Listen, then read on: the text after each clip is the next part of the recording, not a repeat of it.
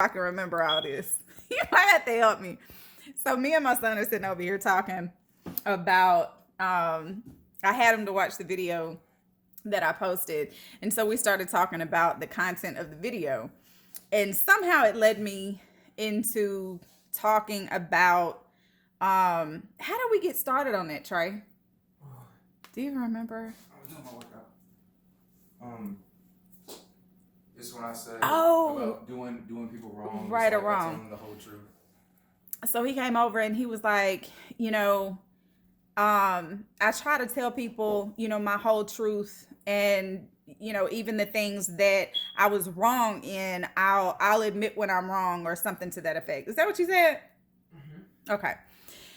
And so that spurred something, because everything spurs something. It's me. But I was telling him, I'm like, the more that I live, the less, and I've mentioned this many times, the less that I operate in the mentality of good and bad, positive and negative, right and wrong. Experiences just simply are what they are. Even experiences that could potentially be hurtful, I don't choose that. I just don't. It doesn't make sense for me to choose to allow myself to be hurt when that doesn't serve me at all. It doesn't change the situation. It doesn't make anything different for me to be hurt. So that's one of the things that I am referring to when I'm constantly mentioning that everything is a decision. I'm very much in control of my emotions because I'm very aware and I'm very understanding. And understanding is not to say that I'm going to allow myself to be taken advantage of, or I'm going to continue to be connected to someone who makes decisions that do not serve me well. But what I do choose to be very conscious of is my emotional reaction and my emotional response to that experience. I'm not going to be angry. I'm not going to be bitter. I'm not going to be hurt, because those things do not serve me well. They don't make me feel good. So what would be my point? Instead, the way that I look at things is, for me personally, everything that I've ever done in my life was the best that I knew how to do for myself at the time to fulfill something in me that I felt like I was missing. I have made decisions and made choices for myself that I felt like were best for me, or that I felt like were most fulfilling at that moment. Now, have those things served everyone around me well? No. Have those things had the potential to cause discomfort or hurt or pain for someone else? Absolutely. And there's a lot of people in my life that have done the same. You know, I have, and I'm not going to go into detail. A lot of people that I'm connected with know everything that I've kind of encountered over the last couple of years. I'm not even going to say gone through, because that's, to most people, it carries a negative connotation. You went through this, like it, but that I encountered, the experiences that I had over the last couple of years.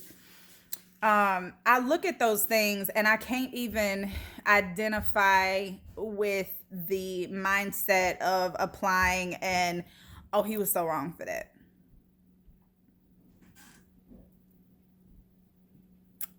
And the reason for that is, I,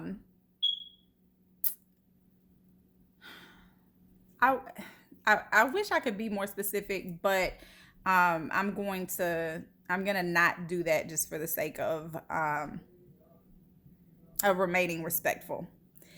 And so I will just generally say that a lot of people act or react in very unpredictable and self-sabotaging and destructive and dangerous ways when they feel a sense of desperation or a sense of loss, especially a loss that they had never imagined. And because that's a deeper loss, you expect to, like, people expect to lose their grandparents. That's still a very traumatic loss for a lot of people. But it's something that you kind of are aware that at some point you're going to experience. Some losses you don't allow yourself to even fathom.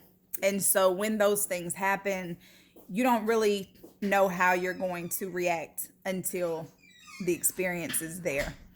And so when people react without thinking, it can turn into a really, really bad situation. But that's the difference. Is with me, I'm always thinking about everything. And so I choose whatever avenue is going to best serve me, make me feel the fullest, and give me the most peace. Because other people choose their paths. Other people decide how their experience is going to be. And because they make those decisions for themselves, if they are connected to me, there's a chance that those choices and those decisions can actually have an impact on me. So it is in my control how I allow those experiences to impact me, because I can't control that the experience is going to take place. I can't control that the experience is what it is. But I can control how I choose to feel about the experience and how I choose to move forward from it. So instead of me feeling hurt or allowing my peace to be taken away, or allowing myself to be angered and, my energy to get fucked up, I sit with it and I try to understand it. And it's, there are things I don't agree with, for sure. But that doesn't mean that I'm going to sit here and say that you were wrong, or that it was bad, or that it was negative. Because for what? Experiences are simply here to teach. That's it. And I am a perpetual student of life. I love to learn. It is my biggest passion, without a doubt. Second would be teaching. I love to learn and I love to teach. And so that's how I take experiences. I figure out what I can learn from it, how I can benefit from it, and then I am grateful for it because I was able to learn.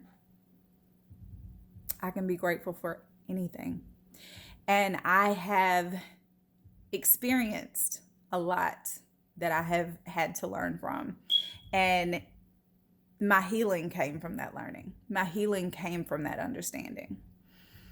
So I have found a way to be grateful for everything that I've experienced in life. And I've experienced some things that caused me a lot of trauma. And the best thing that I can encourage anybody to do that is still trying to heal from traumas is to figure out how to be grateful for it. And I know with a lot of experiences, a lot of traumas that you've experienced, I know that seems so impossible. And I know it seems so hard. It's hard enough to even think about reliving those things mentally, because the physical stress of it feels like it's reborn, right? It's like experiencing it all over again. But I promise you, if you process that and you figure out a way to apply compassion, everybody that has wronged me, everybody that I used to feel like wronged me, that did me wrong, that hurt me, that broke me in a lot of ways, that were the reasons that I needed to heal, I have figured out how to have compassion for those people, because in order for them to inflict the kind of pain that they did, they had to have been hurting so bad. They had to have been missing so much. much. They had to have needed so much. And I know how that feels. It's terrible. And it doesn't justify the things that people do that purposefully inflict pain. But understanding it, it doesn't have to be justified just to accept that there was a reason. You don't have to say that it was justified or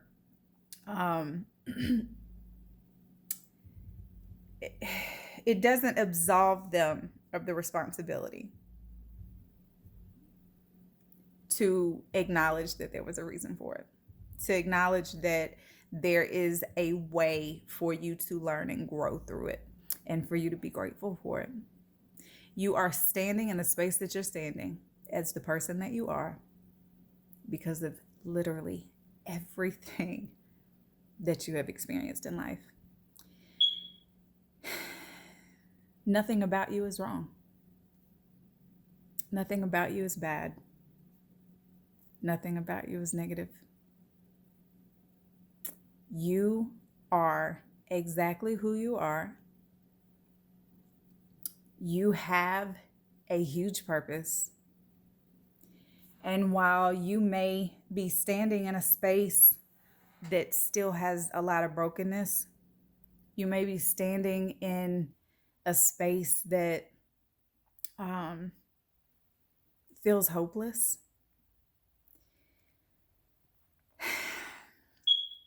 But there's nothing wrong with your space. There's not.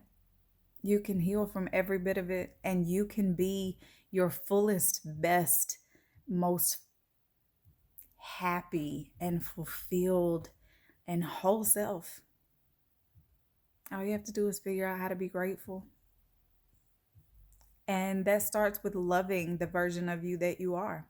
And the more that you love the version of you that you are, the more you will identify the things that don't serve you and the things that don't make you feel good, the things that don't best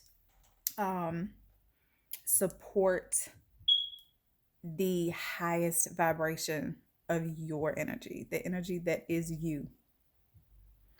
And the more that you love yourself, the more that you start to let those things go, because the less that you want to punish yourself, and you start to recognize that it's a punishment of self to do that.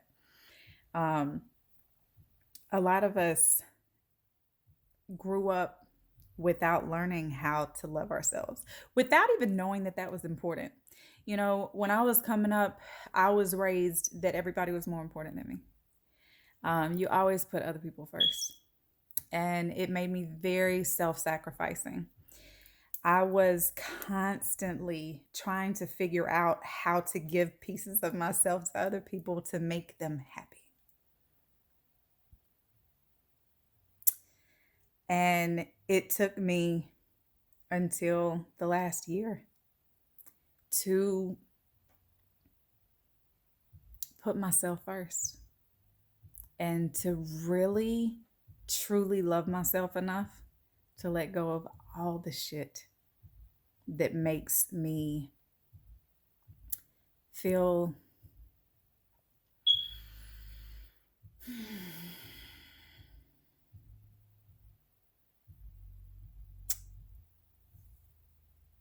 I was trying to think of a good word, but all I can come up with is just a lack of peace, you know?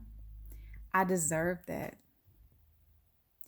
And that's one of the things that I told my son tonight.